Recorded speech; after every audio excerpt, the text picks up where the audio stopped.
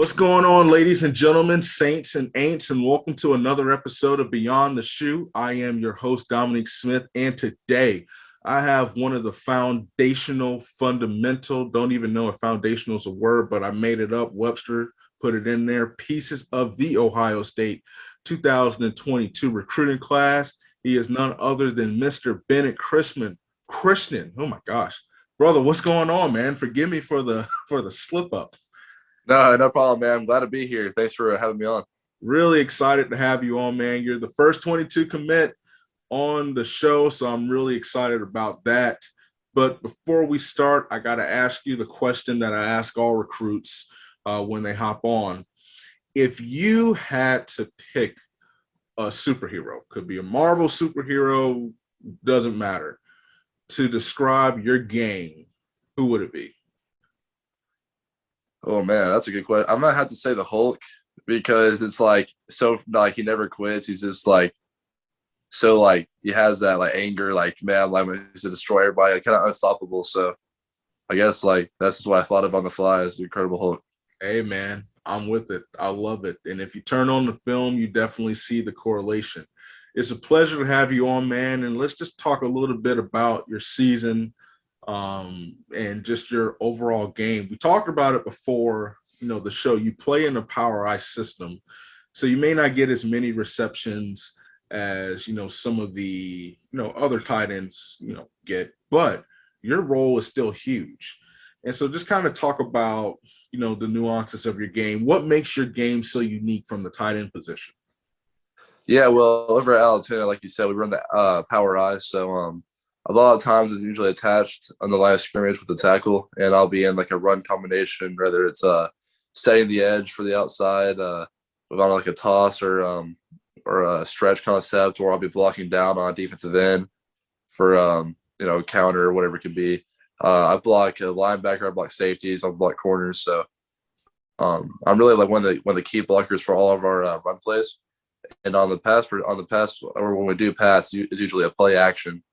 And I'm usually running a corner route, a post, a 10-yard flag, a little dig route, some outs. I mean, just a lot of variations and stuff like that. But like I said, just a really big key factor in both those, the passing and the run game. You look at Ohio State's offense, a lot of people say, oh, they don't really incorporate the tight ends. But then you look at the Clemson game. And if you look at their whole body of offense, the tight ends play more of a role than people understand. And in some respects, you look at how it translates to the NFL. Ohio State tight ends get drafted. What was it about their offensive system and Coach Kevin Wilson and how he coaches the tight end that really, really said, I feel like I could fit in this offense and be a member, be a key contributor, if you will, on this team? Yeah, man, just the idea of getting developed by a guy like Kevin Wilson is just you can't turn that down. I mean, he's a guy who'll make you better in both areas. And on my official visit, he even told me the guys who are drafted can both block and catch. And I mean, he was so right. I mean, he said either you can block, you're not going to see the field as much, or you can just catch, not going to see the field as much. But if you can do both, you'll see the field double the amount as you would if you just get as one or the other. So I think Coach Wilson will develop me in both areas and make me just a better overall tight end. Just want to warn people, if you hear some rumbling in the background, it is just storming here in Orlando. So that's what that is. It's not anything too crazy. Well, this weather is crazy, but that's the noise you hear. And so you tell me how that official visit went. It's been a while since you were able to get up to Columbus, but even more so, was that your first time meeting the coaches? Yes, sir. Surprisingly, That's yeah. crazy. I know. It's wild. What was that like? Oh my gosh, it was crazy. It was so much tension, and you finally get to see somebody that you've been talking to for over a year on the phone or FaceTime or Zoom. I mean, it was just so good to finally see them, see all of the commits and stuff. Guys I've been talking to for again over a year. It's just finally get to see them, and I mean, it was just good to finally break the ice with those guys and see them in person. Let's put football to the side for a second. You are coming to Columbus. Are you enrolling early, or are you going to come in the summer? Yes, sir. I'm enrolling in January. So you'll be there in January. So what is it? June, July, August, September. Yeah, about 6, 7 short months. Right. And time goes by fast. It'll be here before you know it. So I want the Buckeye fan base to know who's coming. Who is Bennett Christian off the field? We know you're a monster on the field. We know that you're going to have a great career with Ohio State. You're going to get drafted. You're going to do big things. But who are they getting off the field? What are some of the things that make you unique?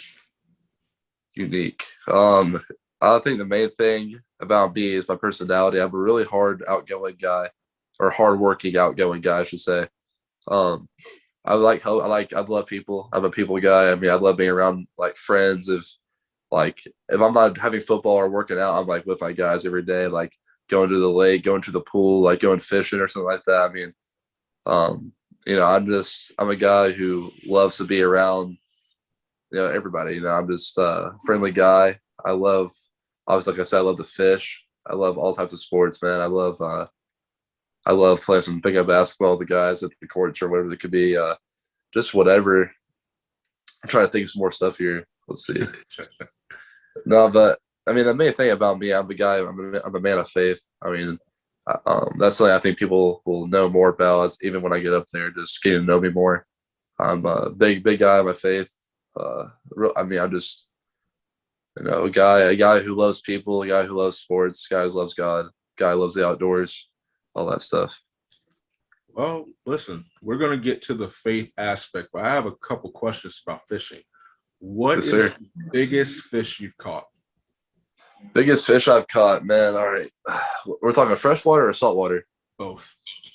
So the freshwater is probably, let's see, bass is probably a 7.2, 7-pound, 2-ounce bass, largemouth, shot out of a golf course pond, which is my personal best. I caught it on a big, what's it called? A big shiner. I don't know if you're fish, but a huge, like hand-sized shiner. Wow. And man, oh my gosh, that was crazy. The saltwater, I caught probably a 25-pound redfish off the surf down in Seaside in Florida. I don't know if you've. Yeah. Right off, it was like 6 a.m. My brother went out there, on a spoon bait, caught a 25-pound redfish. So that was insane. That's epic. Here, yes, sir. Wow. Yes, sir. Yeah. Dude, I mean, listen, the NIL just passed. Listen, Bass Pro Shops might need somebody. Yeah. Right, dude. That's my dream, dude. That is my dream. Bass Pro Shops, listen, if you want to sponsor my man Bennett as well as Beyond the Shoe, just hit us up, man. We'll definitely make that happen. That is impressive, dude. Yes, sir. Yeah. I mean, I wish I caught. I mean, listen, my first fishing, I broke a lily pad. Well, I broke my line because I caught a lily pad.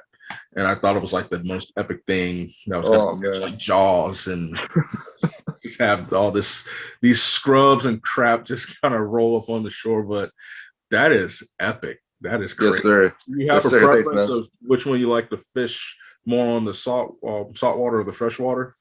Yeah, well, like I mean, I'm not near any saltwater, but I actually do enjoy saltwater more, even though I freshwater fish all the time. It's the only thing I can do.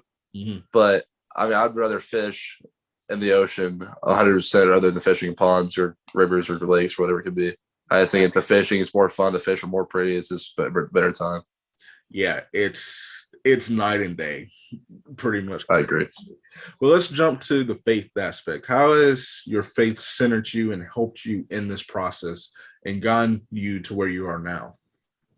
Man, I mean, I grow up in a family where that's like front and center. I just feel like it's really easy to get the big head when you're the Ohio State commit at school. And, having God, just praying like God keep me on the right track, keep me humble, and having friends, family, girlfriend who also assist me to keep me on the right path and stuff. Because I mean, as you would think, it can get really hard. And having God has kept me on the right path just to be where I am now. I wouldn't be an Ohio State commit if I didn't have my relationship with Jesus, and this has helped me in so many ways I can't describe. How does that? I want to be careful how I phrase this. How does that affect your mentality? Because, and so that was a question I was going to ask later, but I guess, is that your why? Everybody has a why. Why do you want to do things? What is your purpose? What is the purpose behind it? Is that the driving force? I think God gives everyone talents and whatever it could be. Yeah, I've found my talent in football. So really, I wouldn't say my why, or I guess I could say that is my why. Like that's my what drives me is the fact that I've been given this talent to this sport. So this is why I'm gonna put all the effort in to make me the best I possibly can be in that sport. If that makes sense. Yeah, that was kind of how I was trying to phrase it. Is that Right. pleasing God essentially the driving force to why you want to, or why you give it everything that you have every time you step on the field or train off the field for the sport? Yes, I would say so. How do you look to kind of use this platform to really, because you're an outgoing guy, how will this platform, how do you intend to use it for the kingdom cause? I just think like you said, having a platform with so many people looking up to you is just like you can do so many things. Just putting the word out there and doing whatever you can to lead people in the right direction. I mean, if anybody like watching this wants to have any questions, I mean, feel free to send me direct messages on Instagram or Twitter, whatever it could be. I mean, I'm down to talk to anybody who's curious or doesn't know much. I mean, that's something I'll never shy away from. So my DMs are always open if you need to ask you questions. Definitely, and we'll make sure that we share that social media information at the end of the show. But I wanted to switch gears. It was a question I asked you right before we went on, and so I forgot the Texas Roadhouse, Red Lobster, Olive Garden, and I forgot the fourth one. I want to say Outback. Yeah, Outback. They have unique bread. Unique bread. Yeah, Outback has that wheat bread that comes out on the little serving thing that the steam comes out with the butter. Texas Roadhouse has rolls, those hot butter, rolls with the honey butter sauce or whatever, or honey butter, if you will. Red Lobster has the Cheddar Bay biscuits. Olive Garden has the breadsticks. So my question, which one, if you had to live off of one, so you had to live off of one, no, better yet, who has the best bread? Texas Roadhouse is that. Ooh. Easy. Texas Roadhouse. Yeah, I mean, it's between that and Outback for sure. This is the toughest question, man, because I can put down, like, I don't really need anything else at Texas Roadhouse except those rolls. And Outback, you get full before they bring the entree out and stuff. But man, those Cheddar Bay biscuits, dude, from Red Lobster. Yeah, I can't lie. I never had them, so that's kind of. You never had them? Never had them. Nope, never had them. You've never had them? Never had them. I've never been to Red Lobster actually. Okay. See, I want to keep it nice. If you go to Red Lobster, just order a sweet tea and the Cheddar Bay biscuits. I promise you, bro, your answer will change within 10 minutes. I'll have to hold you to it, man. It is literally a Southern biscuit in kind of a modified Southern biscuit with, I'm telling you, brother, it is life-changing. It is crazy, but I have to get on that. Listen, Texas Roadhouse, man, those rolls, when they're hot, it's dude, they're so good. They dissolve in the dough. Yeah, it's something. Great. It's something serious. It's something serious. We talked about NIL, and another thing that's going to be happening that's really exciting for college athletes. And I don't know if you thought about this, but pretty soon, not this year, but in a couple years, For all the video game nerds, aficionados, they're going to be coming out with a college football, a revamped NCAA, and you will be on that game. Have you thought about that? And if you have, just how cool is it that you're going to be on a game that it will be the highest selling game? Millions of people are going to play it.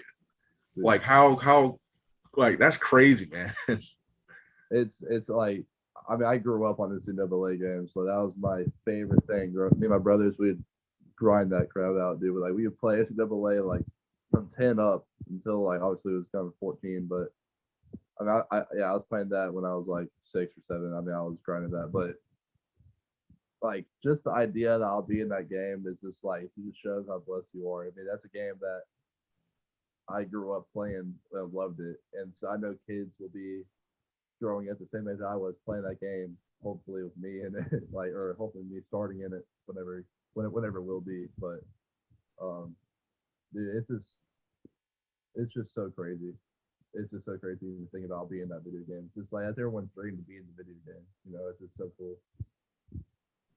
That is, I don't know, man. It's like you can create your own player. I don't know the, ins and outs and what they're going to do, but like you can win the Heisman, playing tight end and all of that stuff. That's just crazy to me. And so we're almost done. We're going to wrap this up.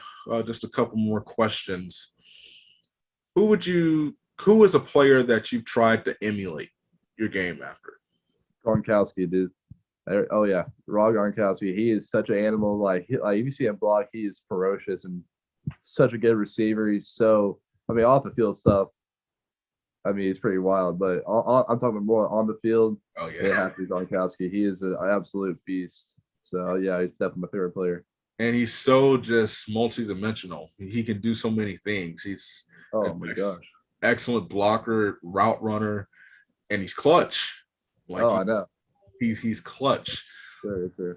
What is your favorite moment that you've seen as far as where Ohio State's concerned? So they've had some great moments over the years. What is a moment that stands out to you? So we have an audio issue, so I can ask you again. So I can't hear you. Oh, you can't hear me? Just a little bit. We're almost there. Try now. Hello? Perfect. There we go. So let me re-ask the question. What's your favorite Ohio State moment that you've seen in the past? Well, let's just use as long as you've been watching them.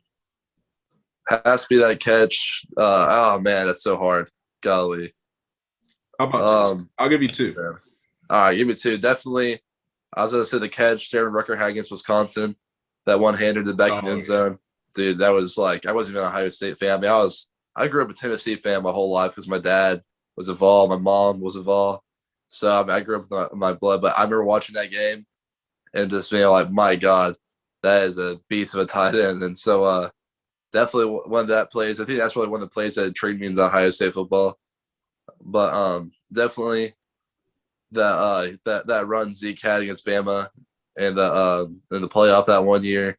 Yeah. That was, I mean, I remember just my mouth dropped. That was just so insane. So definitely those 2 are my favorite plays in Ohio State history. Okay. And so last 2 questions. And I wanted to go back. What was the NCAA team that you played with and who was better, you or your brother? Good question. Really it was either Tennessee or Georgia, but we would switch it up and just do rivalry games like crazy. But I was definitely better. I've always been better at him in video games. But I said that with every bit of confidence that I'm better than my brother at video games. Listen, I know he's somewhere near the room, so I hope he heard that. I hope he did. I think he's outside somewhere. That's what's up. And so I want you to tell me how your last year of high school football, how are you and your team coming out this year? What can we expect?